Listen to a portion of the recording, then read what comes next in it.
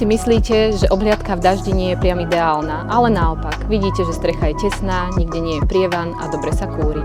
Ani tomuto dvoru na kráse neubudlo kvôli tomuto jesennému škaredému počasiu. Poďme sa spolu pozrieť dovnútra, ako krásne to tam vyzerá.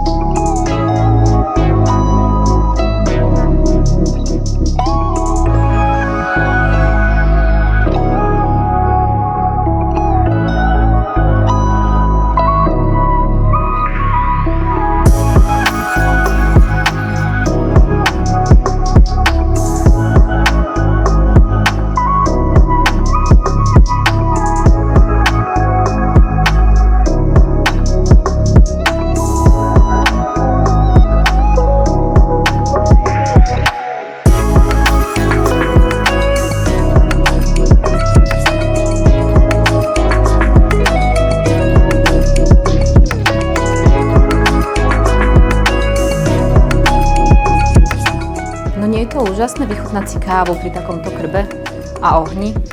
Som Barbora Šišmišová a rada vás budem sprevádzať na obhliadke tohto domu.